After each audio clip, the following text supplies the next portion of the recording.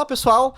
Estamos de volta aqui com mais um capítulo do nosso querido programa, nosso querido podcast, o Papo de Mestre. Você que já nos acompanha há algum tempo, sabe que a gente teve um gap, porque a gente estava procurando um espaço e a gente conseguiu. Então, estamos aqui, eu e o Xandô, a gente tem um querido apóstolo, né, um convidado, o apóstolo Rodinelli, está aqui com a gente. Então, hoje é o primeiro capítulo de uma trajetória que a gente já começou há alguns anos. E antes de apresentar os meus amigos, o meu convidado aqui, eu queria abrir meu coração aqui com vocês, contar algo aqui pessoal. Esses últimos meses eu perdi uma pessoa muito querida, que é o meu tio Clesmar, o pai do Cleito. O Cleito é meu sócio, é o parceiro nosso, quem cuida de toda a parte de edição, de produção, sabe? E eu quero contar a história de um pai, né? Eu perdi o meu pai com 22 anos, hoje eu tenho 42, e meu pai não teve o privilégio de ver o homem que eu me tornei, né? As coisas que eu construí. Mas eu tive um tio que foi presente, e era o tio Clesmar. O meu primo Cleiton, ele é um profissional na área gráfica, e a gente começou pintando capacete. O capacete da moto do tio. E ele não tinha vergonha nenhuma de usar um capacete pintado ou cheio de grafite, de ter a casa, a parede, o muro, tudo grafitado pelo Cleiton e por mim. E aquilo ali foi virando uma profissão. Um dia ele conseguiu, com muito esforço, financiar um golzinho bola quadrado. E logo o Cleiton inventou de grafitar o carro, lixou o capô numa tenda no fundo de quintal, sem na terra, e grafitou uma águia. Ficou horrível. Hoje a gente entendendo-se no profissional da arte, a gente sabe que ficou horrível. Mas aquele pai carregou aquela águia na frente daquele capô daquele carro por anos. Ele nunca pintou. Pintou quando foi vender, já há muitos anos depois. E aquilo virou uma marca, a marca de um pai que acreditava no filho, que acreditava no sobrinho. O meu primo se profissionalizou, ele virou um profissional na área de mídia, abriu uma empresa que tem mais de 20 anos, que é a Agência Web, que atende a gente aqui, que traz nesse conteúdo, que faz com que a gente chegue até você com qualidade, né, todo esse procedimento, porque um pai um dia olhou para um filho e sorriu. Ele deu a oportunidade. E o Clesmar teve a honra e teve a oportunidade de ver os homens que nós tornamos líderes, tornamos pastores. Hoje eu estou aqui na Inglaterra, né, trabalhando, montando um podcast. Fora essa conta que a gente tem algumas outras contas que às vezes chega até você e você não sabe, como o Nós na Estrada, como também o Depois do Culto, e fora nossas redes sociais, que nós estamos alcançando em torno de 9 milhões de visualizações mensal. Tudo porque um dia um pai olhou para um filho, para um sobrinho e acreditou na gente. E tinha orgulho de carregar simples desenhos. E hoje virou um programa, hoje virou uma empresa que faz que a gente possa chegar até a sua casa. Então esse programa aqui, esse primeiro, nesse ambiente, nessa sala, eu queria acreditar. Eu queria oferecer, né, a minha família, a minha tia, ao Cleito, as suas irmãs, a Jennifer, a Stephanie, né? Porque eu não estou aqui falando com tristeza, eu estou falando com orgulho, porque a gente ainda continua carregando a vida, né, do tio Clesmar aqui com a gente, beleza? Obrigado, pessoal. E esse é o recado. Obrigado, Xandô, por mais uma vez estar aqui com a gente, né, nessa correria. Apóstolo, você não conhece, o Xandô é um amigo, né? É um parceiro aqui. Meu irmão, né? E treina comigo Muay Thai há algum tempo. Eu fui desacelerando ele. e grande parte disso aqui foi ele, correu atrás, a gente na correria, a gente se entendeu muito bem, a gente entendeu alguns propósitos, e a gente fez esse trio, né? Eu, ele e o Cleiton, e a gente conseguiu trazer isso aqui. E a gente entendeu que tem muita gente falando muita coisa, mas também tem muita coisa que falta ser dita. Yes. Então, foi por isso que a gente teve o privilégio, né, e teve a ideia de sustentar esse podcast, começar dessa forma. Apóstolo, muito bem-vindo. Você que está acompanhando, a gente está aqui com o apóstolo Rodinelli, né, que é o fundador, né, da igreja TFHC aqui na Inglaterra. Apóstolo, bem-vindo, de coração. Né, assim, hoje a gente teve um dia... Assim, memorável. Eu tô aqui hoje, assim, já chorei, já glorifiquei, porque a gente veio da casa de uma amiga, né, que acabou de vencer o câncer, né, a gente tava ali festejando, celebrando. Tanto, apóstolo, cortando, eu tava na porta da casa, entrando no meu carro, o carro tava com adesivo lá na porta, né, buzina e tal, tinha gente passando e buzinando. Eu entrando no meu carro, parou um cara de van e perguntou, quem que é, o que aconteceu? Eu falei, não, a minha querida amiga aqui venceu o câncer, o cara, júbilo, o carro parado na porta, todo mundo dentro e o povo passando e buzinando, sabe? Eu saí de casa, assim, hoje, assim, feliz, né, por poder participar disso. Apóstolo, bem-vindo, tá? Fica à vontade aqui com a gente. Seja bem-vindo. E, assim, é um prazer em ter você aqui e, principalmente, hoje, nossa retomada foi graças a Deus, e nada melhor que uma pessoa abençoada, que move pessoas, que leva o trabalho de Deus, leva a palavra de Cristo para chegar aqui, tá falando um pouco e abençoar o nosso dia também. Amém, amém. Eu que agradeço, né, o nosso mestre Rony Xandô, estou conhecendo hoje, né? Um prazer lhe conhecer, estar aqui. E estou me sentindo honrado, né, desse convite. E sempre que eu via alguns cortes, né, do Papo de Mestre, nunca sabia um dia que Deus ia nos conectar e eu poderia estar aqui hoje, né, nesse podcast, que então para mim é um motivo de muita alegria e eu tenho certeza que vai ser bênção o nosso papo de hoje. Vai sim, vai sim. Apóstolo, assim, eu conheci o senhor ali na Wise, né, um projeto que os meninos começaram, eu tinha um projeto de luta ali e eu comecei a ver ali, eu conhecia, na verdade eu conheci o senhor, já ouvi falar. E uma coisa que eu fiquei muito feliz, porque a gente escuta muita coisa de muita gente.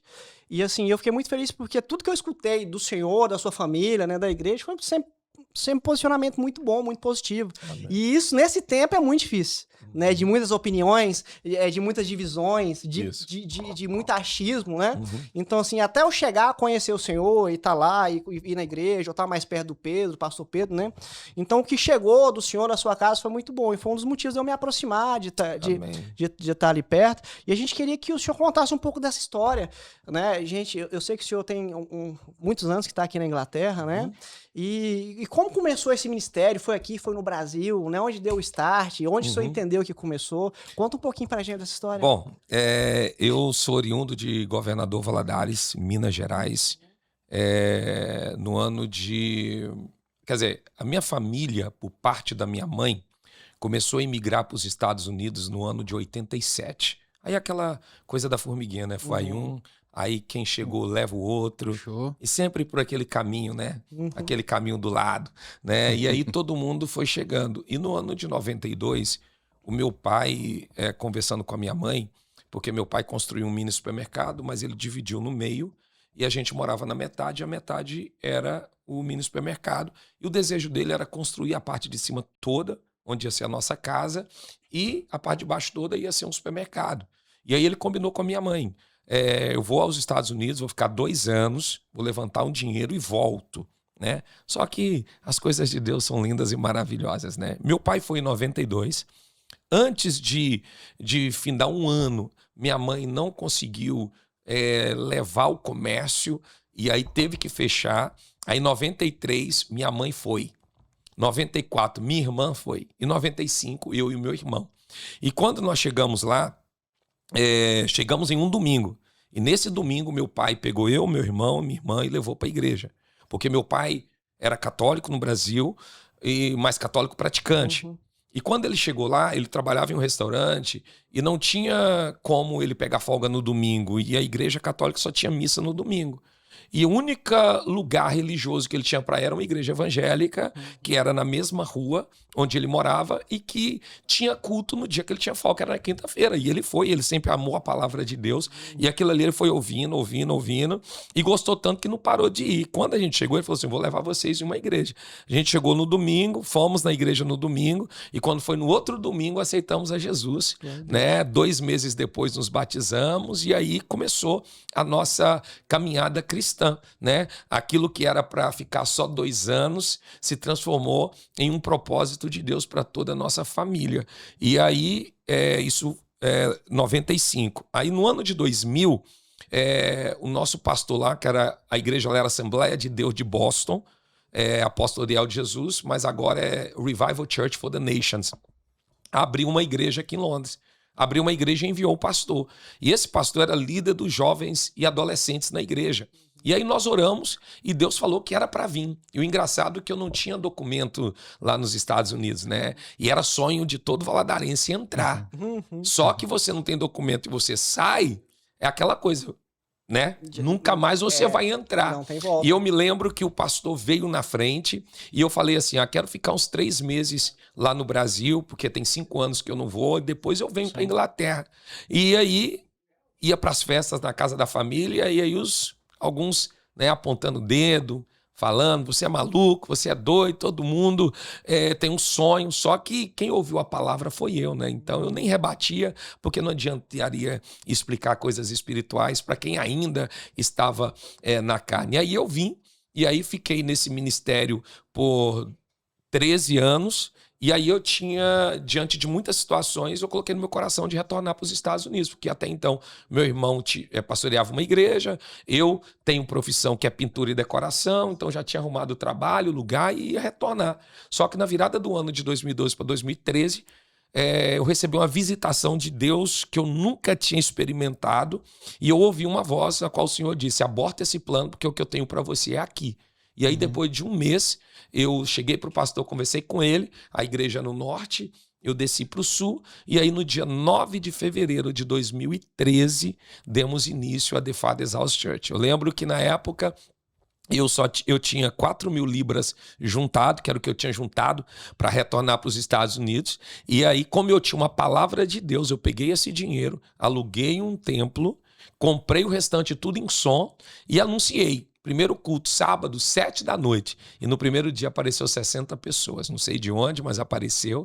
E aí no próximo culto veio só 15. E aí com essas 15 a gente deu prosseguimento. E hoje, graças a Deus, aí são mais de 500 pessoas aí para a glória de Deus. Não, é tremendo. E assim... E essa escolha, essa voz, que quando fala com a gente, é só quem viveu sabe o que é. É só quem viveu. Só quem viveu sabe. Quem viveu. Né? Porque o jugo vem de fora, é muito pesado, mas o povo não entende que o que brota na gente vem de dentro. Né? Eu sempre falo que quando você tenta falar o que Deus falou para você, poucas pessoas vão acreditar. Mas quando aquela voz que você ouviu se materializa, aí todo mundo vai dizer: você é homem de Deus. Mas até o dia em que você ouviu, até a materialização, você enfrenta muita coisa. Mas o importante é você entender que você ouviu e você prosseguir naquilo ali. Sim. Entende? Até o dia em que até as pessoas ao teu redor vão olhar e falar assim: não, uau, realmente foi Deus. Apóstolo, do primeiro dia que você abriu, e hoje, lógico que existem dificuldades. Qual foi a sua principal dificuldade naquele momento? E hoje, qual é a sua principal dificuldade? Porque o tempo muda, vem problemas também. Olha, quando eu estava no outro ministério de onde eu vim, que é a de Londres, uma coisa é você ser segundo, terceiro, quarto, quinto, porque você ajuda a resolver problemas. Mas o problema maior explode na cabeça do líder. Agora, de repente, Deus te tira de segundo, de terceiro, de quarto, de quinto, de sexto e diz assim: agora vai ser na sua cabeça. Então, antigamente, os problemas que eu não conseguia resolver, eu ia até o meu pastor e falava assim: agora está nas tuas mãos. Agora era comigo. Então, essa foi a maior responsabilidade. Tanto é que do dia que eu saí até o dia em que nós começamos, até o dia em que eu achei um templo, deu aí 5 dias, eu fiquei trancado dentro de um quarto. Trancado. Porque mesmo que eu tivesse ouvido a voz de Deus, eu senti um peso muito grande sobre a minha vida. Porque é aquela coisa, é igual você ser um filho e você está dentro de casa, você sabe que você tem uma responsabilidade, mas quem tem a responsabilidade de manter, de trazer, de fazer, de executar é o seu pai. Entende? É o líder. E aí, de repente, some e você tem que assumir. Então, eu senti aquilo nos meus ombros. E eu fiquei 4 dias dentro de um quarto. Entende? Só pensando: meu Deus, meu Deus, meu Deus, foi o Senhor mesmo que eu ouvi, Senhor, Senhor. E olha que não tinha dado início a nada. Eu só estava sentindo o peso da responsabilidade da palavra que eu tinha ouvido diante daquilo que Deus ia fazer. Então, esse foi a dificuldade inicial, entende? Porque você não tem aquela experiência, tudo é novo. Tudo é novo. Entende? As pessoas chegar para você e falar assim: pô, você é o pastor. A resposta final é sua. Entende? Você vai lidar com vidas. E a Bíblia fala que quando o julgamento de Deus começar pela casa, começa pelos que ensinam. Então a responsabilidade é muito grande. Se você der um conselho certo, o nome do Senhor vai ser glorificado, as pessoas vão ser abençoadas e poucos aplaudirão, mas está tudo certo. Mas se você der um conselho errado, e aquela pessoa se perder na vida por causa de um conselho errado, o mundo desaba sobre a sua cabeça. Sim. Entende? Então, no início, esse foi o maior peso sobre a minha cabeça. entende? Do ser líder. Sim. Agora você é o líder, entende? Agora você não tem para onde correr, você tem que correr para Deus. Em cima disso, pastor, apóstolo. Não, fica à vontade. Rondinelli. Isso. Você vem hoje, você tem muitas pessoas que vêm procurar abrigo em você. Isso. Você é o líder. Uhum. Mas quando você tá mal, quem cuida do líder? Então, eu vou contar uma história aqui rapidinho para vocês entenderem. A nossa igreja, ela de 2013, desde o dia que começou, até 2018, era uma visão pastoral. Sim. Em 2018, eu fui fazer uma visita na casa de um casal de pastores da nossa igreja, pastor Arley e pastora Rosário, que estão na nossa igreja até o dia de hoje. Uhum. E quando nós estávamos sentados na mesa, tô até arrepio falando isso, ele, tomado por Deus, ele disse assim diz o Senhor, a visão está mudando, não será mais pastoral, mas daqui para frente vai ser apostólica. Um pouco mais na frente eu explico sobre isso. Passou-se o tempo, passou-se um ano, aí o apóstolo Tarcísio, que hoje é a nossa cobertura espiritual, eu sempre convidei ele para ministrar nas nossas conferências proféticas. Sim. E aí, ele é apóstolo, ele veio, ministrou e foi embora. E ele contou isso para nós depois, que Deus falou com ele que era para me consagrar apóstolo, porque a visão tinha mudado. Só que eu não tinha falado nada para ele e ele não tinha tocado nada nesse assunto comigo. Só que ele chegou em casa e conversou com a esposa dele e disse assim, amor, sempre eles levam a mim, mas eu vou ter a resposta de Deus, que é para consagrar o Rondinelli apóstolo, se eles convidarem a gente dessa vez levar você. Porque a gente não tem o porquê pagar a passagem da esposa, porque quem vai ministrar é ele alguns dias. E aí a gente ia ter a conferência do corpo diaconal e o líder falou assim, pastor, o que o senhor acha dessa vez trazer o apóstolo Tarcísio e a esposa dele? Eu falei, amém, vocês que sabem. Se vocês quiserem, não tem problema. Aí eu entrei em contato com ele e falei assim, AP, a gente está querendo trazer o senhor para a conferência do diácono, mas dessa vez o pessoal aqui está querendo trazer a esposa do senhor junto. O senhor vem? Ele foi e parou, ficou mudo no telefone, e aí depois ele voltou e falou, vamos sim. E aí quando ele chegou, ele dei a oportunidade para ele poder ministrar, ele pegou o microfone e falou assim, irmãos, aí ele contou toda essa história do sinal que ele pediu a Deus, falou, então hoje eu quero chamar o pastor Rondinelli aqui na frente, que ele vai estar sendo consagrado apóstolo.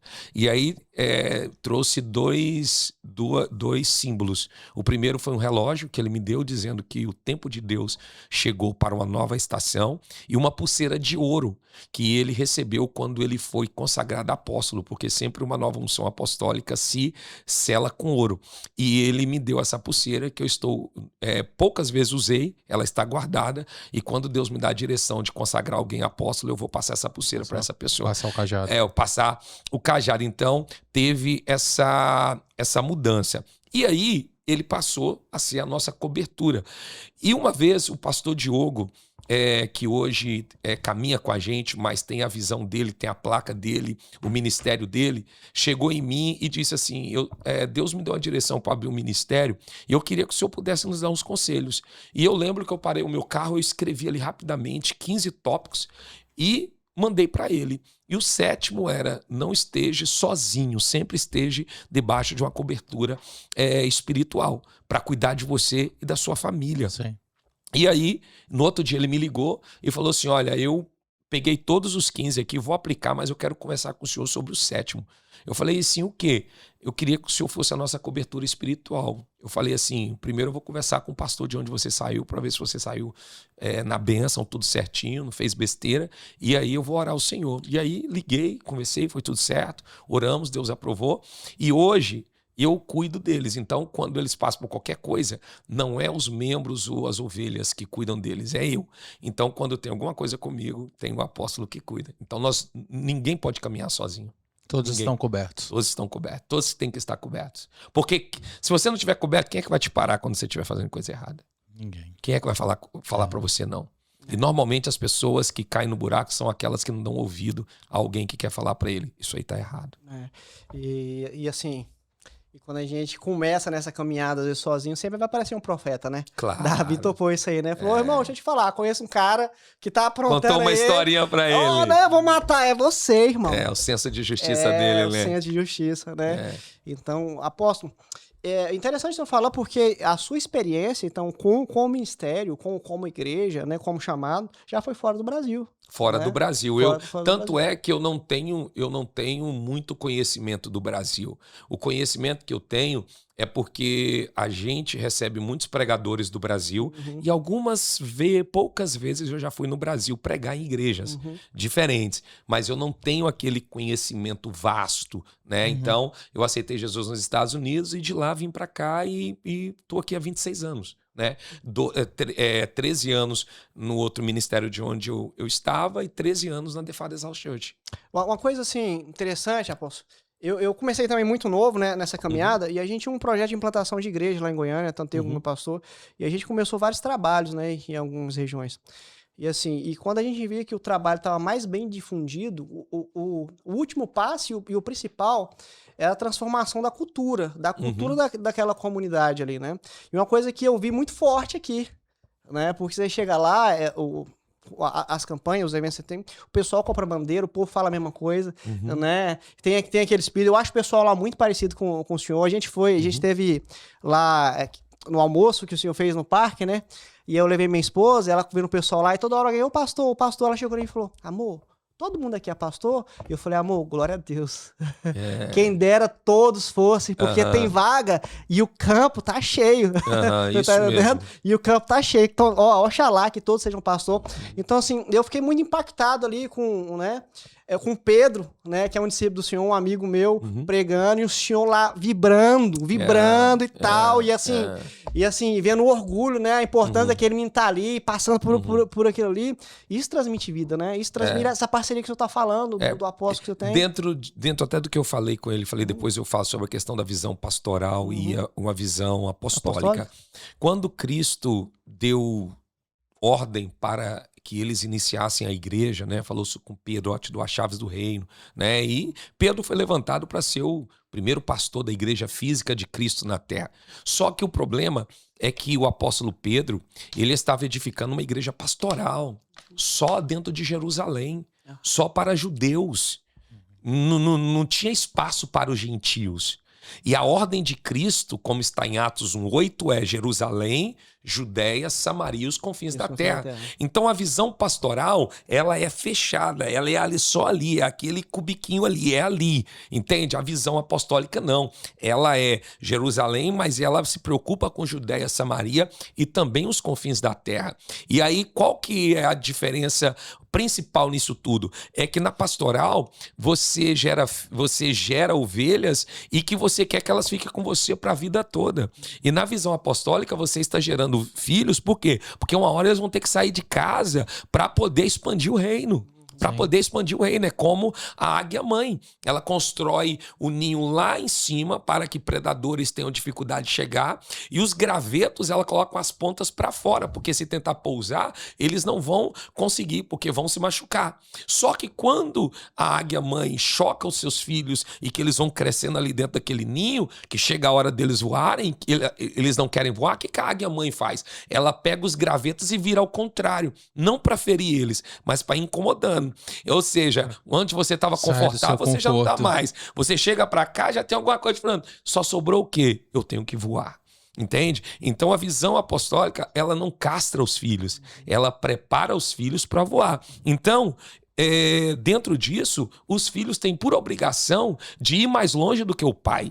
De voar mais longe. Então por isso que eu fico feliz. Quando eu chamo assim de filho espiritual que Deus tem nos dado, que a gente tem discipulado e que estão voando, como você mesmo viu, aí eu vibro mesmo. Eu me levanto e falo, é isso mesmo, vai pra cima. E a liberdade que eu tenho, igual eu subi em cima do púlpito, consertei o paletó dele ali, é a liberdade que a gente tem, entende? Que em muito lugar você vê religiosidade, não existe isso mais. Então eu sempre disse ali na igreja que não seja uma coisa fora do púlpito e outra pessoa em cima do púlpito. Seja em cima do púlpito aquilo que você é dentro da sua casa, aquilo que você é em todo lugar, porque a verdade, ela tem o poder de transformar. Agora, a hipocrisia não.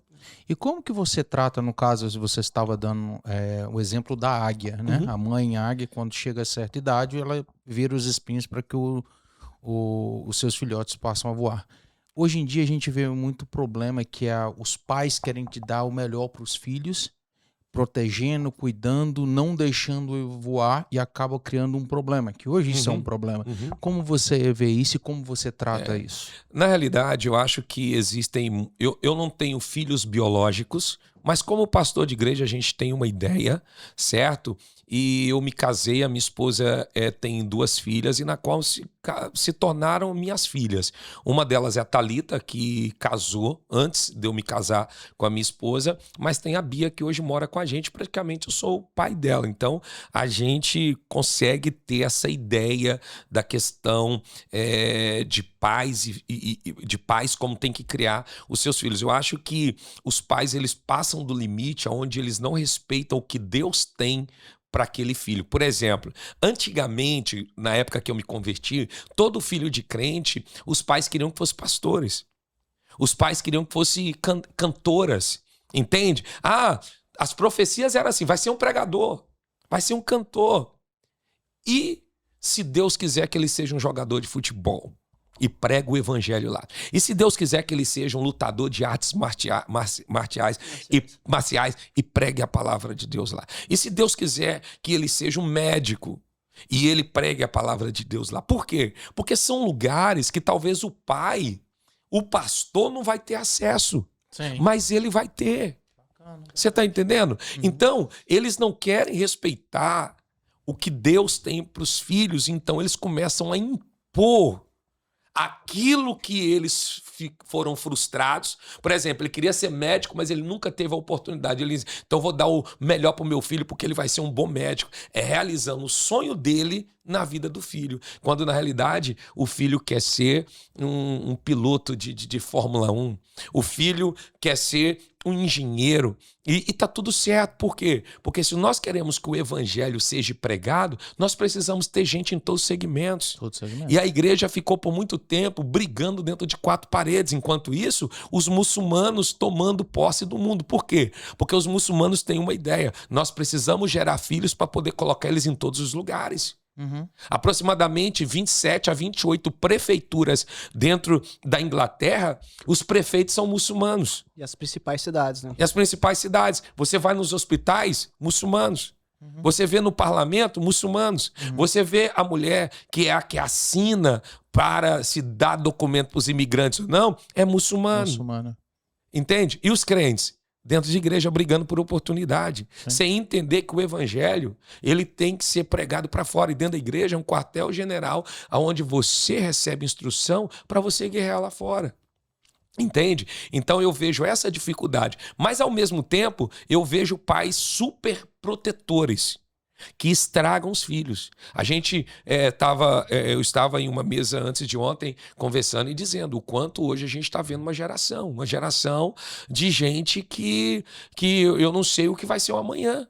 Eu converso com mulheres da nossa igreja que procuram a gente para conversar e falam assim, AP, não tem homem pra gente casar. E quando falam, não é que não tem homem masculino, mas é homem raiz, homem de atitude, homem que quando uma moça chega até você, ela possa... Um líder familiar, entende? Porque antigamente não tinha redes sociais, antigamente não tinha videogame, então a gente era de rua, a gente ia pra rua, entende? Hoje os meninos ficam trancados dentro de quarto, na frente de um computador, e gera o quê? Não gera nada, entende? E as mentes vão sendo transformadas nisso. Se uma foto dele não dá like no Instagram, ele desaba. Ele desaba, não tem estrutura. Ó, a Bíblia diz que Adão ele foi criado fora do Éden. Só que quando Deus gera Eva a partir de Adão, já é dentro do Éden. Por quê? Um foi criado fora e o outro dentro. Porque o homem foi criado fora porque ele é um selvagem domesticado. Ele tem a essência de Deus para amar, proteger e dar carinho. Mas ele também tem a essência de Deus para lutar pela sua casa e pela sua família. E esse homem não poderia ter sido criado dentro. Ele tinha que ter criado fora, no meio dos bichos, no meio da selva. E essa desordem hoje em dia, por exemplo, mulher quer ser homem, homem quer ser mulher. Como que o senhor lida com isso? Eu tenho a triste honestidade de dizer que tudo isso é culpa do homem. Porque quando o homem não cumpre o seu papel, alguém vai cumprir. Alguém fala assim, aquela mulher é problemática, a esposa daquele cara é problemática. Mas pode ter certeza que passou um homem na vida dela que deixou ela daquele jeito. Ou um pai, ou um avô, ou um tio, e o produto final foi ser a esposa daquele cara. Então, toda mulher que tem seus problemas, teve um homem que passou na vida dela. E não adianta. A gente vai ler Bíblia, a gente vai ver as estatísticas, e o BO tá em cima da gente. Tá em cima da Eu gente. tô falando de mim, tô falando de nós, como homens. E não tem como mudar isso. E eu acredito que o mundo comece a mudar a partir do momento em que o homem começa a assumir o seu papel. Entende? Por que a mulher... vou falar de igreja.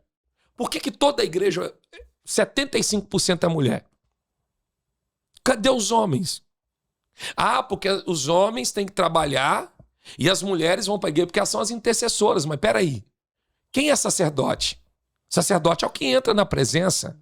Sacerdote é o que busca de Deus. Nunca foi desejo de Deus criar a mulher para a mulher entrar na presença de Deus. O desejo de Deus na ordem que ele criou é o homem entrar na presença e ele trazer de Deus, e ele chegar em casa e colocar a mão na cabeça da mulher dele e falar assim, eu te abençoo com a bênção que o Senhor me abençoou. Mas como esse homem não cumpre o papel dele, então a mulher tem que fazer o papel dele. Repete isso outra vez, que é forte.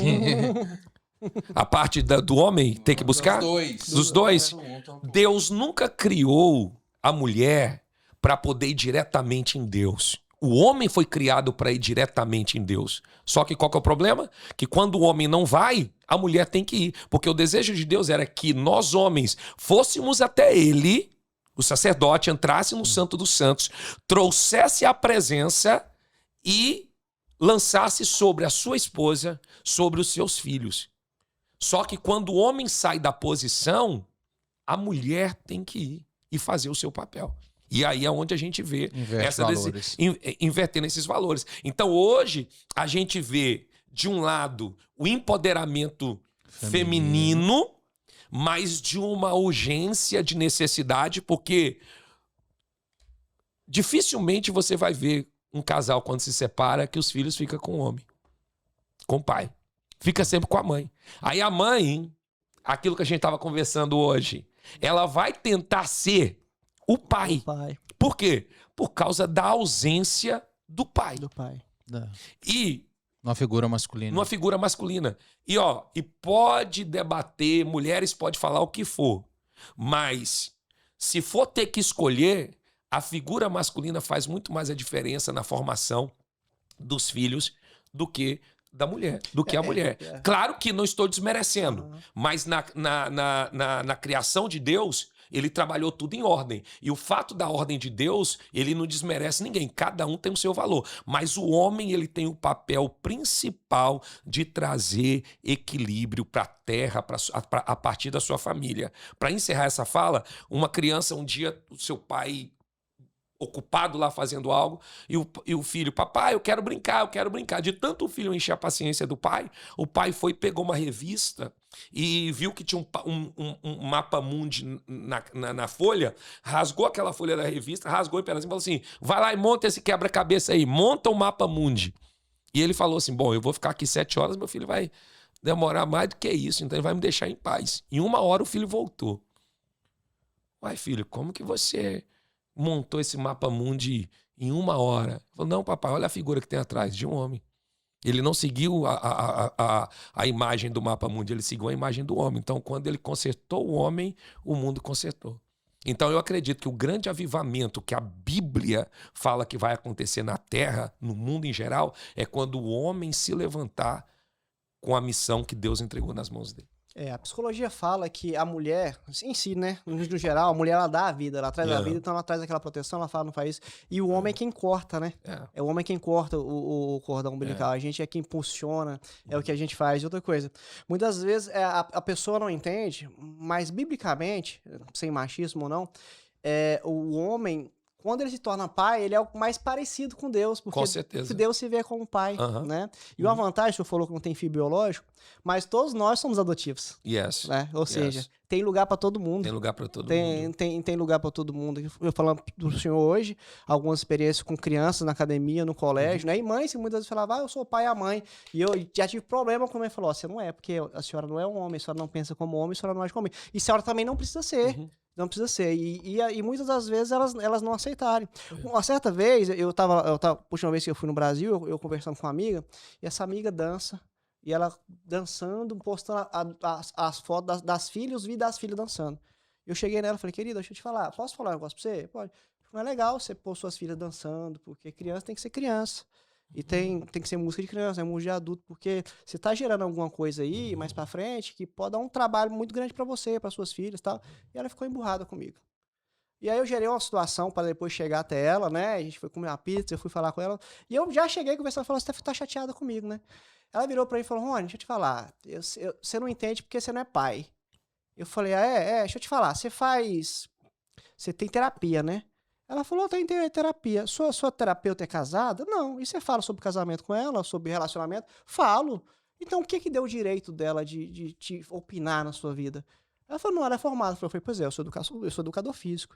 Sou profissional e eu tenho centenas de amostras de crianças no decorrer da vida que apresentam problema com essa situação, com esse comportamento. Então, eu estou te dando uma dica como profissional. Independente de ser pai ou não, eu sou um profissional. Então, se como amigo não funcionou falar pra você como amigo, então eu vou falar como profissional. Amiga, você tá cavando um buraco. Então você muda. E ela mudou, ela entendeu, né? Mudou, não existe mais isso, ela não posta mais, né? Tirou aquela visão. E eu fiquei muito feliz, porque eu tive de usar de uma forma, às vezes até... Porque eu tinha que aproveitar a oportunidade. Porque a gente sabe qual que é o final daquilo ali. Com certeza. A gente sabe o que vai dar aquilo ali, né? E precisou de um homem falar. Poderia ser uma mulher que falasse? Poderia. Mas precisou de alguém ter aquela visão. E infelizmente tem muito disso, né? Eu falando que a gente começou um projeto agora e a minha amiga falou, Rony, eu preciso de um professor de Muay Thai aqui para dar aula, porque os meninos, quando tem um professor aqui, eles ficam mais educados, eles abrem a porta, eles têm mais cuidado com as meninas, têm mais proteção, só por ter uma figura masculina. Justamente. O tanto que é importante na criação. E olha, Xandô, né? Eu e minha esposa aconselhamos muitos casais. Hoje, graças a Deus, já tem um ano que nós temos... quase 2 anos que nós temos um casal de pastores que cuidam de casais da nossa igreja, que eu e minha esposa não tem como fazer tudo sozinho. Mas ainda, desde quando a igreja começou e principalmente hoje, nós aconselhamos muitos casais, que é normal, né, ter problemas ali. E quando não há acordo, não há entendimento, então procura os pastores para poder ajudar. Sim. E 75% dos problemas dos casais, quando sentam com a gente, aí um fala, o outro fala, né? Aí eu sempre faço a pergunta chave. Eu olho pro rapaz e falo assim, como foi seu relacionamento com seu pai? E depois pra mulher, como foi seu relacionamento com seu pai? Eu não pergunto mãe, eu falo com seu pai. E na maioria, desastre. Na maioria, não tem exemplo. E aí a gente sabe que casaram sem resolver essas pendências, principalmente psicológica e emocional, né? Causada por uma paternidade que não cumpriu o seu papel, né? Ausência, e aí tá respingando no casamento. Sim. Aí é onde a gente tem que fazer o caminho de volta para que aquele casamento possa recomeçar da forma correta. Eu vejo muitas pessoas, alguns pastores batendo nessa questão de filhos espirituais que chega na gente como pastor e chama a gente de pai. Não existe esse negócio, isso é para manipular.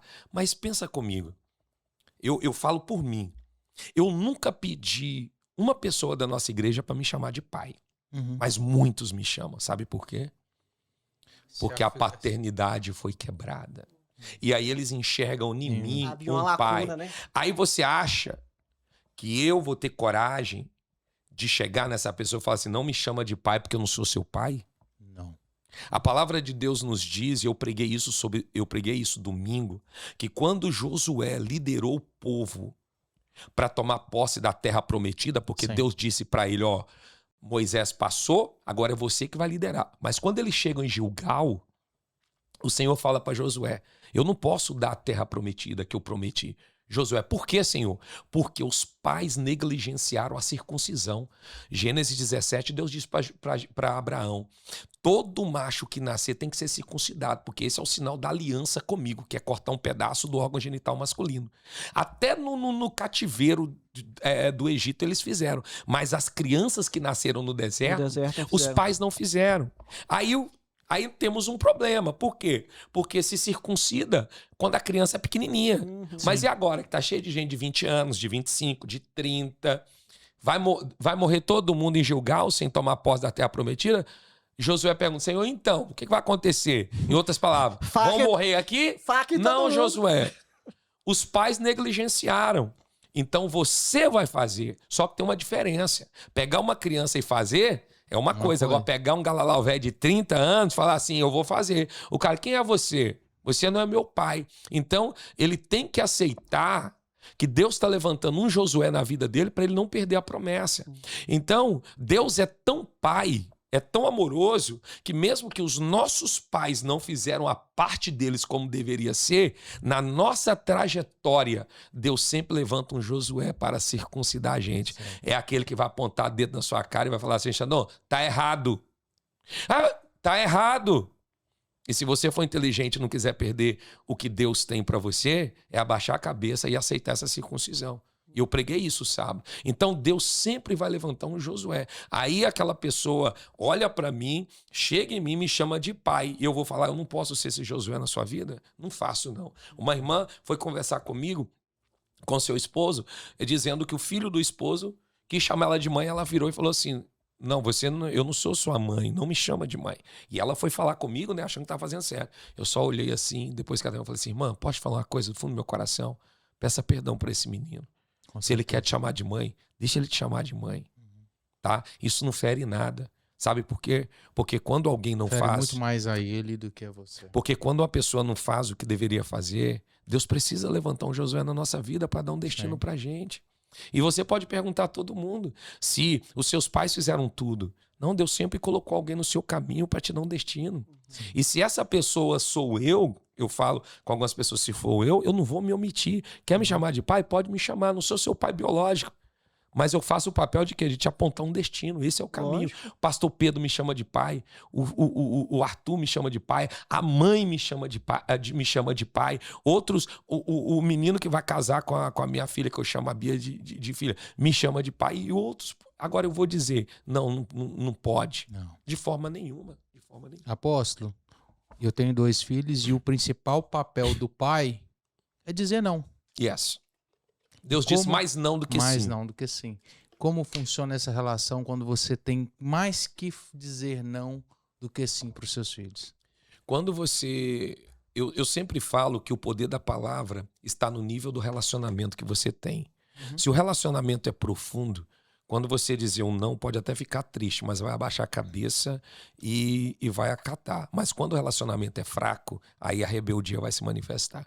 Então hoje, praticamente, eu não tenho problema nenhum de dizer não para os filhos espirituais que caminham comigo. Às vezes sentam na mesa assim, querendo projetos, e eu digo assim, agora não é a hora. Amém, pai, tá tudo certo, vamos para cima.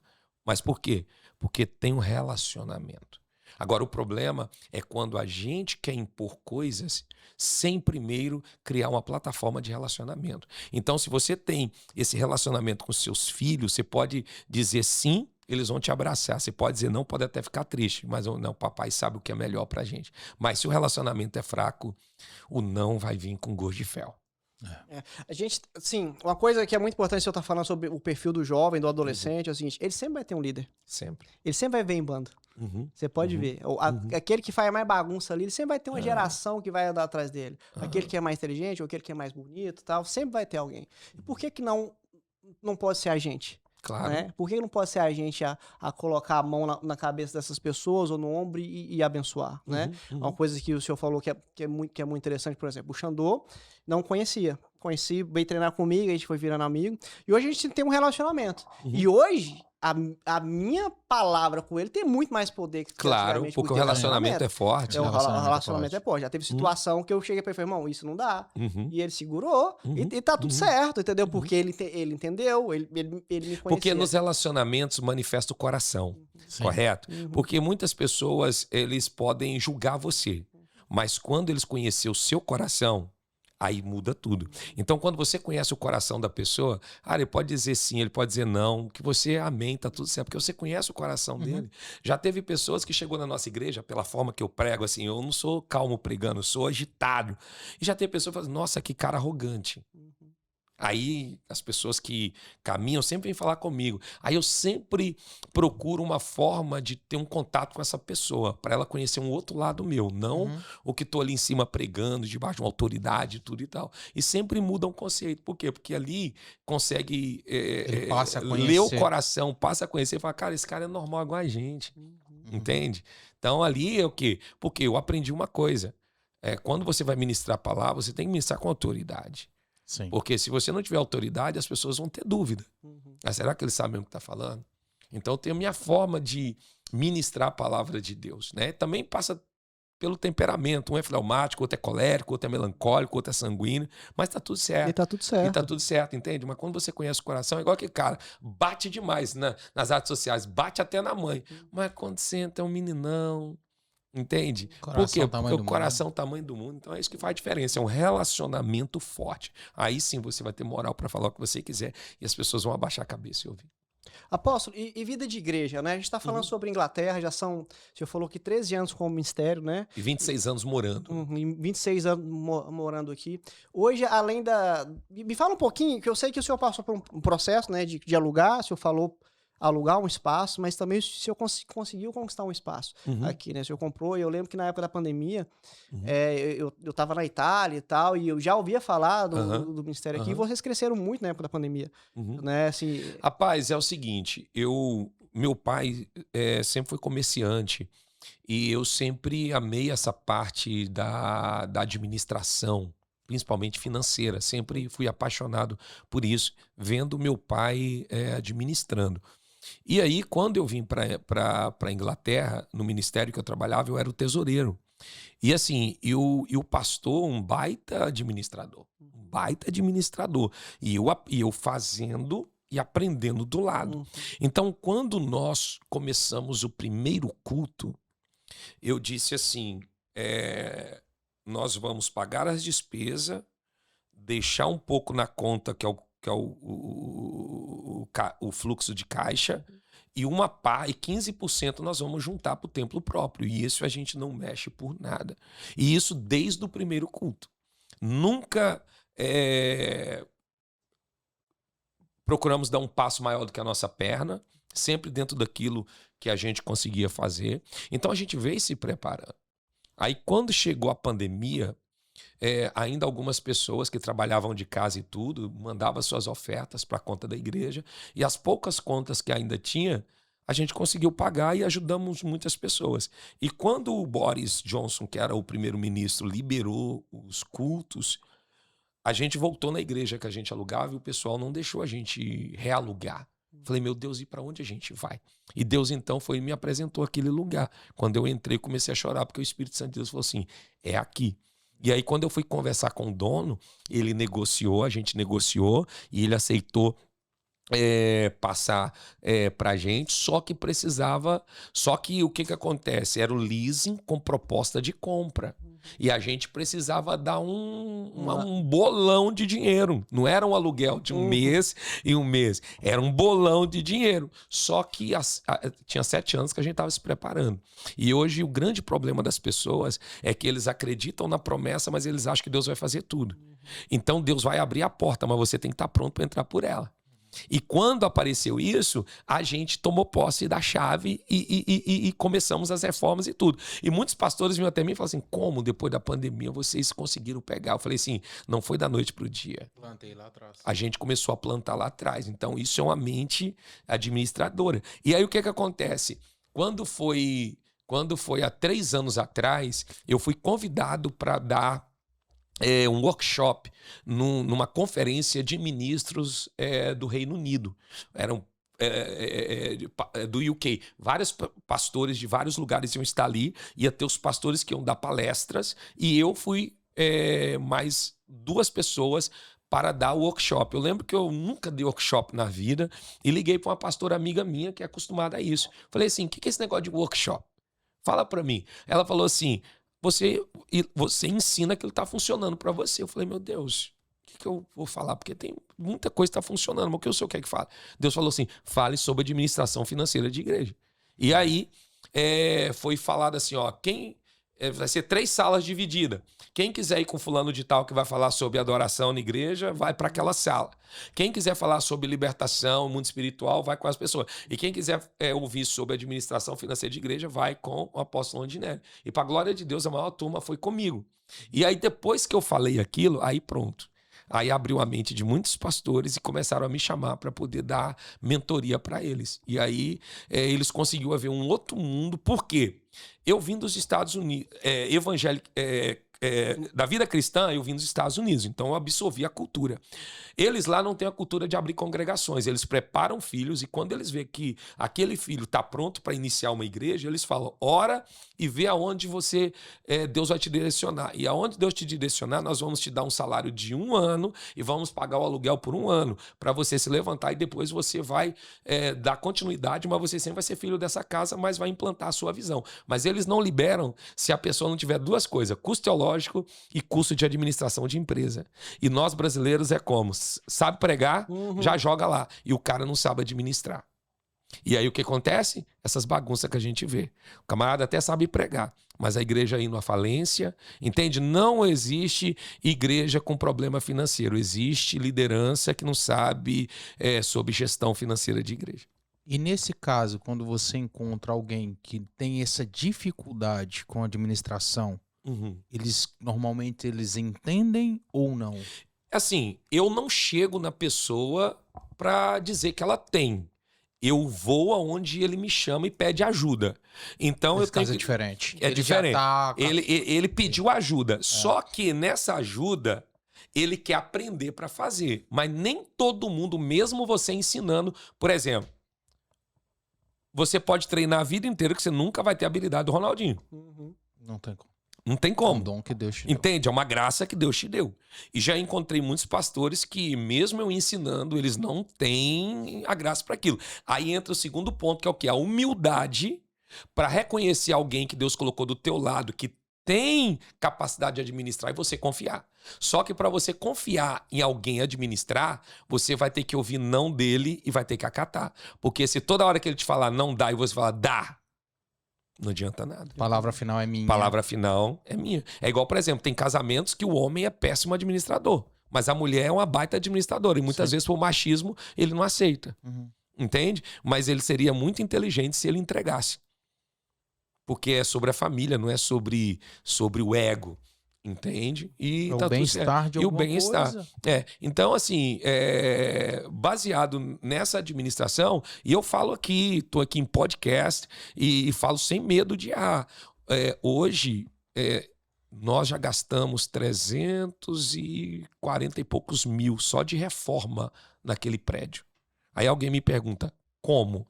O senhor levantou alguma oferta especial? Não sou contra, porque quando Deus deu ordem para Moisés construir o tabernáculo no deserto, ele mandou Moisés pedir oferta.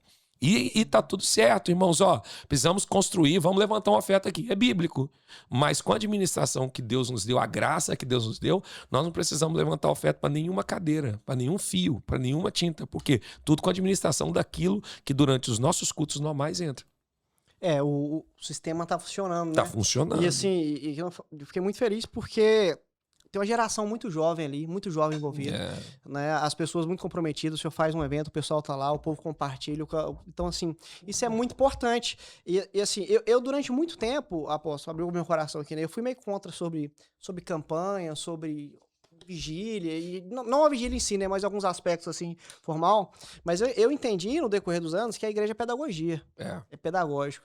Então, a rotina, às vezes a pessoa não tem a rotina de fazer isso em casa, mas quando a igreja faz e coloca aquilo ali como doutrina, a pessoa aprende, é pedagógico, ela vai aprender a fazer, ela vai aprender a falar, né, e eu tenho uma mania desde muito cedo, eu começo a andar na rua, eu começo a orar. Eu tô dirigindo, eu tô orando, eu começo a pensar em um versículo. E eu lembro até uma vez que um dia eu tava na avenida, lá em Goiânia, tem uma avenida chamada Botafogo, e tem um outdoor lá, e um dia eu tava passando, eu tava orando, e tava escrito disponível no outdoor.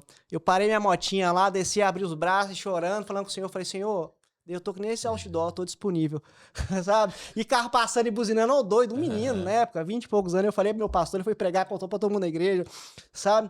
E desde então, eu tenho esse costume, porque a Bíblia fala, bem-aventurado aquele que medita na palavra do Senhor, e nela ele medita de dia e de noite, que não anda com os ímpios, que não se assenta, né? E tal. Então eu tenho essa doutrina, mas porque alguém me ensinou. Alguém chegou em mim ler. Após, quando eu era menino, eu tenho dislexia, eu tenho muita dificuldade para ler aqui, né? Então o que eu fiz? Se eu for ler em voz alta aqui, eu não consigo, eu me atrapalho, então eu tenho que decorar o texto antes. E eu tinha um pastor que lia muito, e ele me dava os livros, ele me perguntava, ele achava, perguntava o que eu entendia, não entendia. E o que acontece? Eu, com menino com 14, 15 anos, mudou a minha vida na escola, porque eu aprendi interpretação de texto, porque eu aprendi a ler. A Bíblia mudou a minha história. Porque um homem falou, cara, você tem que ler, irmão. Meu primeiro livro que ele me deu foi Bom Dia, Espírito Santo, Benihim. E eu peguei aquele livro, aquele cara dava Hadouken, eu achava que o cara era um Jedi, sabe? E depois ele me deu, não, tá bom, então tem Bem-vindo, Espírito Santo. E eu falei, nossa, tem continuidade dessa história, li com dificuldade, li. Aí depois, você acha que tá ruim? Tem outro aqui, a unção. Ah, o que é aquilo, rapaz? Eu virei caça-fantasma. Eu queria conhecer aquilo ali, sabe? E mudou a minha interpretação de texto, mudou a minha vida como homem dentro do colégio, né? Do que eu fazia, mudou as minhas notas, porque alguém me deu uma rotina, alguém viu a minha dificuldade e me inspirou daquilo ali, né? Então a igreja tem essa função. Muitas vezes a gente não entende, o cara acha que é só o culto, ou que é dinheiro, ou que é marketing, não. Existe a pedagogia. Existe isso. Olha para você ver, a gente conhece o profeta Elias, né? Era fogo do céu, trovão, né? O cara era tudo na vida de Elias, era estrondoso, né? E quando ele vai para a caverna, depois daquele episódio lá, que ele fugiu por causa de Jezabel lá, ele estava na caverna e ele ouviu uma voz, né? O que você faz aí, Elias? Só que ele achou que Deus estava vindo no trovão, e quando viu o trovão, Deus não estava no trovão. Quando veio no relâmpago, né? Deus não estava no relâmpago. Onde que Deus estava? Na brisa suave. O que Deus estava mostrando para ele? Elias, a vida toda você se acostumou comigo como um Deus do trovão. Mas agora eu quero te mostrar que eu também sou um Deus da brisa. Né? E aí Paulo vai dizer isso lá, que é a multiforme graça de Deus de se manifestar. A gente tem um grande problema de colocar Deus dentro da nossa caixinha. Mas quando a gente sai da caixinha, a gente entende uma outra realidade. Eu consigo enxergar aquele episódio onde Jesus chama Pedro para fora do barco da seguinte forma. Se Jesus entrasse dentro do barco, Jesus ia entrar dentro do barco, a tempestade com certeza ia acalmar, mas Jesus ia entrar dentro do quadrado dos discípulos, porque o barco era um retângulo assim que eles criaram. Mas quando Pedro diz assim, então me manda ir até o Senhor, o que Pedro estava dizendo? Eu não quero trazer o Senhor para dentro do meu quadrado, eu quero ir para o nível do Senhor. E esse que é o problema da igreja, é que a gente quer trazer Jesus para dentro do nosso barco, quando ele está dizendo, vem para o meu mundo que você vai ver que existem coisas muito maiores que você ainda não experimentou, que eu sou capaz de fazer. Esse é o problema, da gente dizer assim, não, aquilo ali não é Deus. Aquilo ali não é Deus. Cara, mas eu vou te falar uma coisa, a gente não tem o costume. Hoje tá mais tranquilo, mas na minha época que eu aceitei Jesus, um cara cabeludo na igreja, não dá, ninguém aceitava. Cara, mas se eu te dizer uma coisa que o maior impacto que eu recebi de Deus, assim, poderoso, de me jogar no chão, foi de um cara com cabelo aqui, ó. O cara carregava tanta graça de Deus, tanta graça de Deus. E aí eu comecei a ter um entendimento, cara. Assim, eu não posso trazer Deus para dentro da minha caixinha, não, porque ele tem a forma dele de fazer. É eu que tenho que entrar no nível de Deus e conseguir enxergar Deus em todas as coisas. Porque Salomão fez isso, né? Ele enxergou Deus na árvore, ele enxergou Deus na formiga, ele enxergou Deus no coelho, enxergou Deus na aranha, enxergou Deus no sol, no vento, na terra. Ele enxergou Deus em todos os lugares. E a gente tem essa dificuldade. A gente só quer enxergar Deus aonde a gente foi acostumado, mas é muito pequeno, né? Aquilo ali que a gente foi acostumado. Quando eu cresci no bairro onde eu morava, em Valadares, cara, pra mim era um mundo. Hoje, se eu voltar lá, eu falo, cara, eu era daqui. Pequenininho. Não, demais. pequenininho demais. Entende? Por quê? Porque você evoluiu, você cresceu, sua mente expandiu, cara. E aí não tem como você voltar mais a ser aquilo que você era. Você já, como se expandiu, uma águia que cresceu, não tem como vai voltar pro ninho. Não. É. Aposto. Pode falar, fica à vontade. Você Tô gostando falou. de ver você livre falando, assim, sabe? Não, tô cheio de perguntas. Não, eu tô assim. vai, A vambora. cabeça tá explodindo. Vambora. Ele é meio travadão, assim, ele tá aprendendo. Né? Eu aqui, a gente tá com o Henrique, né? A gente tá nesse discipulado com esse rapaz, pra soltar ele, pra ele poder falar, mas fica à vontade, irmão.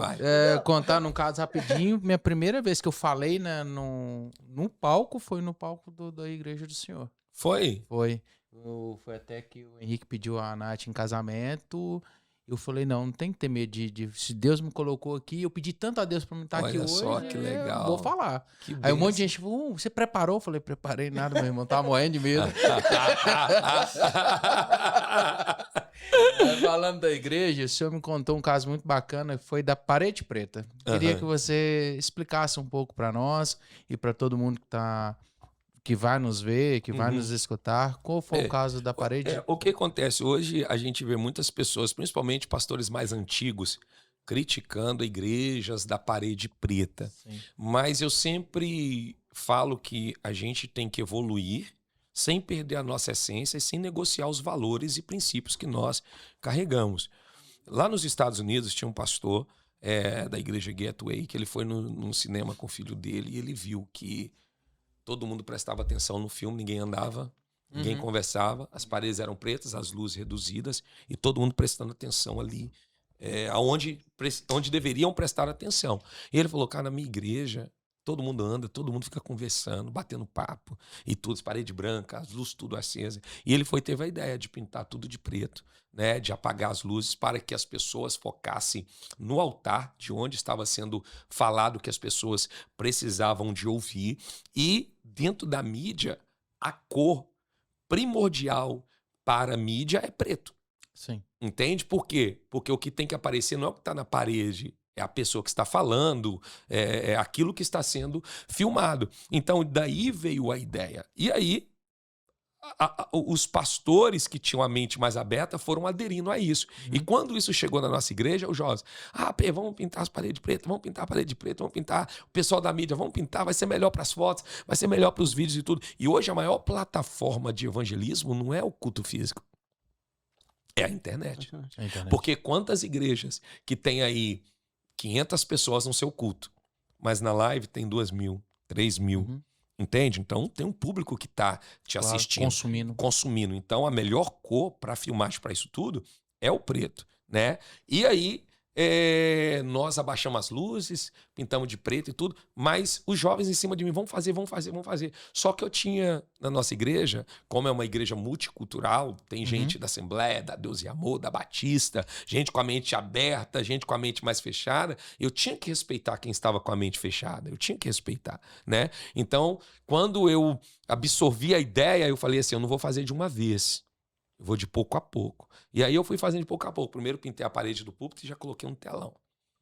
Porque pro telão tem que ser uma parede preta. Aí pintei um pedacinho do lado direito, depois um pedacinho do lado esquerdo, outro pedacinho do lado direito, outro pedacinho do lado esquerdo. Depois pintei o fundo, depois pintei o teto. E essas pessoas que tinham a mente mais fechada, depois de 3 meses que foram observar que as paredes estavam pintadas, aí chegaram em mim, não, pintou. Falei, tá vendo? Não muda nada. A glória de Deus se manifesta do mesmo jeito. Certeza. Entende? Então eu acho que antes das pessoas julgarem, elas precisam perguntar por que você fez isso, entende? E talvez você está julgando uma coisa que você nem sabe, que é o próprio Deus que está direcionando aquilo ali. E na realidade é só um detalhe, só uma tinta. Falar nisso é só um detalhe, mas é um detalhe muito importante. Falando em parede preta, foco e filmagem, a gente tem que falar do Henrique Impactar. Não é esse monstro aqui, o melhor. Tá ali no backstage. No backstage, sem ele aqui, nada teria acontecido. E foi ele que fez a filmagem no meu casamento, hein? Não. Henrique, É. irmão, você tá com... Você é o cara, meu irmão. É, a Thalita, que foi aqui praticamente revolucionou, que é uma filha minha, revolucionou a nossa mídia, Sim. fez curso com ele. Então aprendeu você com que ele. quer fazer um curso, quer aprender com mexer numa câmera, quer mexer... É só falar com o Henrique. Quer entender de rede social. Henrique, tu tá enrolado, irmão. Você já viu que tem aquele ditado, tem um profeta que fala assim, que grandes poderes, grandes responsabilidades, todo lugar que a gente vai, o povo te conhece, irmão. Não, e detalhe, existe o profissional que é ruim de lidar com ele, né? Agora, existe o Henrique, que é profissional, mas um cara do bem, um cara fácil de lidar, um coração grande. Então é isso aí, ó. O Henrique, assim, a gente é amigo, a gente tá próximo de algum bom tempo, e assim, pra ele poder estar aqui, ele teve que fazer... Cara, eu fui buscar ele de carro, ele veio, eu não vou porque eu vou falar não, ele veio dormindo dentro do carro, eu comprei, eu sei que ele gosta do negocinho ali de aloe vera, ele chegou, já tava no carro, geladinho, entendeu? Ele sentou no carro Tem que cuidar lá, dele, né? vou cuidar. Jogador cara, né? Ele virou pra mim, posso, falou, tô cansado, vou tirar um cochilo aqui, eu fechei o vidro e liguei o ar-condicionado, falei, irmão, relaxa, irmão, eu quero ser tranquilão, você fica em paz, até mesmo a sala aqui, quando a gente chegou, né, eu queria agradecer também o Alexandre, o Cabelinho, ele caiu numa cilada santa, porque ele tava na Espanha, mora na Espanha, e ele veio ficar uns dias aqui e foi lá pra casa, né, mas ele chegou no dia que eu tinha que montar isso aqui, e ele trabalha nessa área, né, de pintura, de tal, eu falei, irmão, vem cá, e a gente conseguiu montar essa sala aqui, todo dia a gente mudava uma coisa, e o Henrique deu essa ideia, falou, cara, deixa a sala bonita, que o resto a gente faz, né? E aí eu peguei aquela ideia, comprei aquela ideia, mas o cabelinho, né? A gente foi fazendo, e graças a Deus a gente conseguiu fazer isso aqui, né? Graças com a muita Deus. correria. E eu creio que esse podcast é uma voz que Deus deu para vocês e que tem, como você mesmo disse, né, todo mês mais de 9 milhões de visualizações. E eu sei que sozinho a gente não tem como fazer. E eu sempre falo uma coisa, Deus não une pessoas, Deus une propósitos, né? E ele vai pegando pessoas que têm um coração no reino, pessoas que têm um coração bom e vai agregando e vai trazendo para perto da gente. E hoje tá aí, ó, né? Tem vocês apresentando o podcast, mas tem gente que tá no backstage, né? Fazendo tudo, mas todo mundo em cima do mesmo propósito, que é fazer com que aquilo que está sendo falado aqui chegue no ouvido das pessoas e possa penetrar no coração e provocar transformação. Então é isso aí. Tem muita verdade envolvida em tudo, né? Eu acho que nem o senhor tava falando, né? A Bíblia fala que a multiforme sabedoria de Deus é revelada através da igreja. Eu tava falando com a Camila esses dias pra trás, eu falei, Camila, deixa eu te falar. Satanás, quando ele aprontou, e Jesus veio para resolver a situação lá no Éden, e ele pisou na cabeça de Satanás ficou com sérios problemas cerebrais, porque ele não pensa mais como anjo, ele pensa como homem. Então, tudo que ele quer saber de Deus, ele tem que olhar pra gente, porque nós somos a revelação de Deus na face da terra.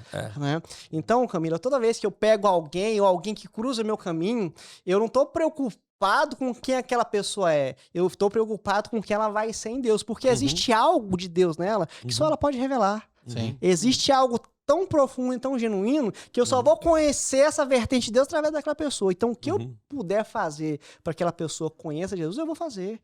Eu vou fazer. Uma coisa que eu aprendi muito também é aprender a escutar as pessoas, porque a boca fala que o coração tá cheio. Então, muitas vezes não precisa nem falar nada, a pessoa fala, eu vou pra casa e oro, eu coloco a mão, você tá dando... Eu tava falando pros meninos, eu aprendi a ser facinho. Se alguém chegar em mim e falar, eu vou orar por você, fala, eu vou receber, brother.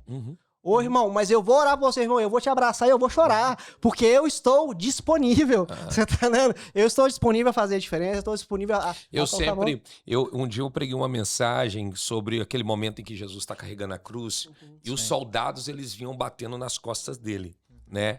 E assim, você pode estar carregando, sei lá, 20 quilos.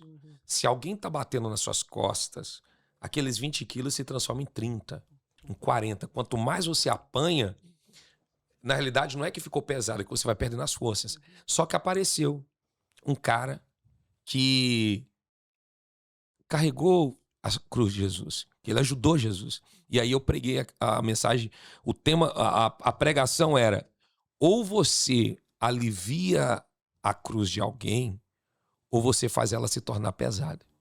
Então, sempre quando você chega na vida de alguém, cara, ou você vai aliviar ou você vai pesar a vida dele. Você que escolhe. Eu escolhi aliviar a vida das pessoas. Entende? Mas tem muita gente que escolheu pesar a vida da gente. Né? E chegou alguma vez com alguém muito pesado, com uma mensagem muito pesada, uma história muito pesada com você. Você tá perguntando aquilo essa te semana? Você tá Não, perguntando... Você fala a pessoa Porque com você é o situação- líder Aham, e as pessoas te buscam por um problema. aham, E sempre buscam em você uma solução para aham. aquele Uma problema. resposta Uma para aquele resposta. problema. É. Chegou alguma vez alguém Sim, muito... Você rapaz. fala, aquilo te machucou. Se Jesus me permitir saber quando é que eu vou me entregar o bastão, né, o tempo, eu quero uns meses antes escrever sobre as histórias de gabinete de um pastor. Porque tem muitas pessoas que acham que a parte mais fácil, que a mais difícil do pastor é pregar. A mais difícil é o gabinete. Porque é cada história que chega, que você fala assim, meu Deus, como que eu vou lidar com isso? Sim. Um irmão chegou em mim e ele contou toda a história dele. E história terrível, terrível, terrível, terrível. E quando ele contou tudo, eu falei assim, meu Deus. E ele perguntou assim pra mim, tem jeito pra mim? Aí eu falei assim, vamos caminhando junto que eu vou te dar a resposta enquanto a gente caminha. Porque eu posso falar pra você assim, tem jeito. Mas durante a caminhada você vai provar que você não quer aquela resposta. Você quer o que você acha que é o certo para você mudar.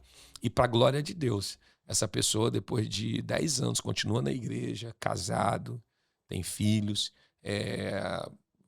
tem empresas aqui em Londres. Deus mudou a vida da pessoa, então eu fico muito feliz. Por quê? Porque enquanto a gente caminhava, eu fui dando os conselhos e dando direção. Então é muita coisa que vocês não têm noção. Sim. Em todas as áreas, desde espiritual, material, sexual, entende? Um dia eu vou, não sei se não pode falar isso aqui, mas se não puder, vocês depois cortam. Não, Chegou... às vezes pode tocar em alguém. Sim. E a pessoa que não vê solução, pega e fala, fala assim, olha, tem solução. E o caminho é esse. Chegou um casal para mim há muitos anos não, há 10 anos atrás, não estão mais com a gente, e a mulher chegou para mim e falou assim, pastor, na época, né, eu quero separar do meu marido, eu trouxe ele aqui porque eu quero me separar. E eu falei assim, por quê? Porque o órgão genital dele é pequeno e não me satisfaz. Irmão, não tem milagre. Não tem milagre. Não tem milagre. Eu olhei assim, eu falei, Jesus, como que eu vou lidar com isso aqui agora? Ela ficou olhando para mim, ele, cabeça baixa, porque tocou no orgulho do homem, né? E a situação que ele vive também, já diz, né? Se pra ela tá assim, pra ele também. Aí eu falei assim, tem como a senhora me dar licença da sala um pouquinho? Deixa eu conversar particular com ele aqui. Aí ela saiu, e eu olhei para ele e falei assim, olha aqui para mim.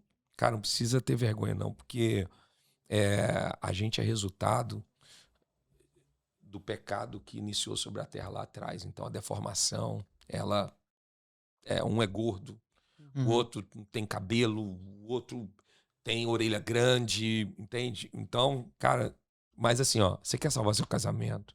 Eu quero, mas não tem jeito. Não tem milagre, não tem cirurgia. Não tem. Eu falei assim, tem um jeito. Ele, como, pastor? Eu falei assim, você já foi da roça? Ele já. Eu falei assim, já viu aquele ditado que diz assim, quem não tem cão, caça com gato? Ouvi. Falei, meu amigo, por que uma pessoa que não tem braço e que treinou a vida inteira lavar, escrever e comer com os pés faz melhor do que a gente que tem as mãos? Porque ele não se apoiou no que ele não tinha. Ele focou no que ele tinha. Então deixa eu te falar uma coisa. Usa o que você tem. Usa a sua criatividade. E aí dei uns conselhos pra ele lá que fiquem off. Rapaz, passou 3 semanas que eles ficaram sem ir na igreja, né? Eu acho que por causa de vergonha. Pensa numa mulher que chegou feliz na igreja. Amém, né? Aí a mulher entrou, ele. Falei, amém. Vai pra cima. Amém. E estão juntos até hoje. Então, assim, são coisas que você não vai ler na Bíblia. Não. Entende?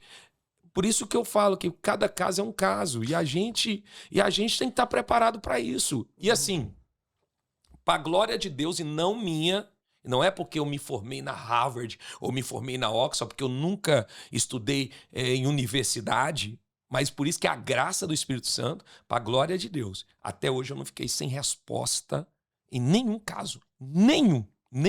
Não teve um caso assim que eu tive que falar assim, eu vou orar para saber o que Deus quer que eu faça. Deus sempre entendeu. Então assim, a glória é dele, não é minha. Porque se não for ele me dando condição, eu não teria como dar essas respostas para ninguém quando alguém chegasse. Então assim, esse é um dos casos. Entende? E muitos outros que não têm noção. Isso é um dos mais simples. Então, uma coisa também, apóstolo, que às vezes até uma falta de cultura, de educação da parte do homem, que o homem ele procura menos o médico. Claro. Né? Então, assim, eu também já passei algumas situações parecidas como essa, e muitas vezes o irmão tava achando que era algum contexto espiritual, alguma coisa, ele tava com a testosterona baixa, ele precisava do médico, ele precisou de um endocrinologista, né? Então, nós, homens, temos essa política, né? Fala de médico, faz que nem o Chaves, trava. Não, né? eu tô bem, eu tô bem. Eu tô bem, não é, né? O homem, depois dos 30 anos, ele começa a morrer, cara. Ele começa a morrer, se não cuidar, o senhor tá treinando, a gente tá correndo atrás, fazendo. Uai, eu tenho 47 anos, aí agora que eu comecei a academia, aí me falaram que eu tinha que tomar uns suplementos lá e tudo, aí me indicaram. É um suplemento que ele não é a testosterona, mas ele faz o meu corpo produzir. Sim. Entende? Nossa, depois que eu comecei a tomar e ir pra academia, minha vida mudou, melhorou 100%. Você, às vezes, para um conselho, uma dica, né, e tal. Que é espiritual, é espiritual. Agora, aquilo que não é espiritual, não adianta espiritualizar. Não é a oração, entende, que vai resolver. São certas atitudes que vai resolver. E aí é onde você... Certas coisas você não lê em livro. Você não tem um manual para você responder. É exclusivamente a graça de Deus sobre alguém que Deus levantou para cuidar de gente. Sim. Porque se não for Deus, não tem como, não. E cuidar de gente é difícil, né, pastor? Rapaz. Apóstolo, pergunta. Para fechar aqui, sobre a igreja. Hoje o senhor tem o presidente dessa igreja aqui, tem mais igreja? Eu vejo que o senhor direto está indo na França. Sim, nós temos uma igreja na França, tá? E temos a igreja que o meu irmão pastoreia nos Estados Unidos, que é The Father's House Church também. Porém, é o seguinte, nós trabalhamos dentro de paternidade, onde todos têm a liberdade de fluir dentro da visão que Deus deu. Porque nem sempre o que funciona aqui no Reino Unido vai funcionar na França. Nem sempre o que funciona na França vai funcionar nos Estados Unidos. E fora isso, nós temos algumas igrejas que caminham conosco também em cobertura espiritual. Não é The Father's House Church, é outra placa, mas eu cuido dos pastores e daquilo que eles precisam, a gente está aí para dar total suporte. Ok. Apóstolo, assim, a gente... Tem tanta coisa que a gente ainda tem que falar, mas assim, queria agradecer ao senhor pela essa oportunidade. Tanto que quando eu falei, apóstolo, a gente vai começar a gravar, você falou, um dia que ela foi, não, o senhor é o primeiro, né? O senhor é o primeiro, quer que o senhor esteja lá com a gente e tal. Falei com o Xandô, então, porque eu fiquei muito impactado ali com... Porque eu conheço a igreja há muito tempo, né? E ver o que está acontecendo hoje através da vida do senhor, da sua família, das pessoas que estão ali, aqui, é muito marcante, porque... Tá muito fora da curva do padrão, né? Nós trabalhamos, claro que nós queremos que a igreja continue crescendo, mas o meu foco é preparar, porque nem todos vão permanecer ali por muito tempo. Então, o meu desejo é que quando chegar o dia de Deus levar cada um para um lado, e tem que chegar o tempo, que eles possam replicar aquilo que eles estão aprendendo ali. Então, o meu foco é preparar, porque eu sei que o crescimento vem. Agora, existem muitas pessoas, muitos líderes que estão preocupados com números. Então, eles querem que as pessoas fiquem ali dentro para gerar números. E quando você não tem essa preocupação e sim gerar transformação nas vidas, então o que você quer é que o reino cresça a partir de você e não ali dentro, focado ali dentro. É como você tem as pessoas que estudam com você, que aprendem artes marciais com você. Você não tem como querer que eles fiquem a vida toda ali com você, mas eles vão replicar os ensinamentos por onde eles passarem. Sim. Isso é que faz a diferença. Até você falou sobre o rapaz que quer encontrar, que fala assim, olha, o homem que eu me tornei por causa, né, que eu andei contigo, ouvi de você. Então, eu acho que não tem coisa melhor do que isso. Sim. Né? Pode falar. E antes de finalizar, acho que é uma pergunta também que cabe em cima daquilo que você falou. Como que você se imagina ou imagina a igreja dentro dos próximos 10, 20, 30 anos que você está trabalhando? Eu acredito que quanto mais o tempo passa, mais difícil vai se tornar. Porque veio uma onda de ensinamentos errados, né? Onde ensinaram as pessoas a amar mais a terra do que o céu. Sim. E aí eles estão muito mais em busca do sucesso financeiro e material do que uma vida de relacionamento com Deus. E a Bíblia diz em Mateus 6,33, buscai o reino de Deus e a sua justiça, e as demais coisas serão acrescentadas. E aí estão ensinando as pessoas a buscar a matéria e esquecer o reino. Então, cada vez mais ficará difícil para a igreja. Quando eu falo igreja, a igreja verdadeira de Cristo. Porque lugares que se reúnem, que se diz igreja, mas não são igreja, vai ter bastante. Porque vai ser oferecido o produto que as pessoas querem comprar. Mas o lugar onde se prega transformação de vida vai se tornar cada vez mais difícil. Porém, o seguinte, a nossa expectativa está lá em cima. Por quê? Porque se a gente conseguir preparar uma pessoa com a visão do reino, onde Deus implantar ela vai ser como Paulo chegou em Éfeso.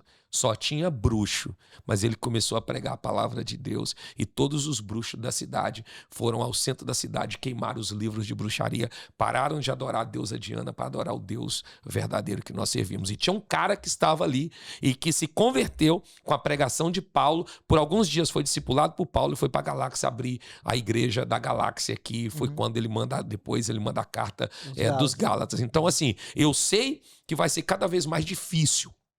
Mas quando você vê alguém que está sendo preparado e gerado, aí é onde tem a esperança. Jesus, ele nunca focou na multidão, ele focou nos 12. Mas os 12, que um saiu pelos dedos, sobrou 11, depois ele levanta Paulo, que não era Matias, tinha que ser Paulo entrar no meio, que revolucionou o mundo. Tinha perseguição, tinha morte, ou você para de pregar sobre esse evangelho, nós vamos te matar. Mas quanto mais fazer isso, mais a igreja cresce. Então, assim, eu vejo tempos difíceis por causa também de ensinamentos errados. Mas nós estamos aí ensinando a verdade, que evangelho não é mensagem motivacional, mas é palavra que transforma. E quem quer ser transformado vai ser uma grande potência como testemunho de Cristo por onde passar. Então, assim que eu vejo lá na frente. Amém. Amém. Assim como Marcos fez quando ele anunciou as boas novas, né? Porque a origem da palavra boas novas, evangelho, é porque quando um imperador trocava um imperador em Roma, ou nascia um imperador, quando tinha um ato do império, circulava as notícias falando sobre as boas novas do reino. E Marcos vem mudando a história, ele vem falando, não, existe uma boas novas. Existe aquele que é o autor da boa nova, que é Jesus, é o Cristo, né? E tal. Então é meio que uma... Assim, ele joga, né, com essa palavra, mostrando que existia algo novo, algo vivo e algo que era verdadeiro, né? Esse que Paulo vem trazendo através das cartas. Apóstolo, obrigado, de coração. Eu acho que esse aqui é só um primeiro dos capítulos que a gente vai trazer aqui. Estou pronto pro próximo. A casa do Senhor. Obrigado, sim, pelo carinho, né? Obrigado pelo respeito, né? Pela integridade. Estou muito feliz por você ter aceitado, né? Xandô, mais alguma coisa? Sim. Gostaria de pedir ao senhor que deixasse uma mensagem aqui para as pessoas que estão aqui. Principalmente, já que a gente vive em Londres, uma mensagem para o pessoal, para os brasileiros, que a comunidade brasileira aqui aumentou em muito. E uma mensagem para eles de conforto, projeto do senhor, falar um pouco do senhor, uma mensagem para eles. O que acontece? Se nós tirarmos o peixe da água, ele morre.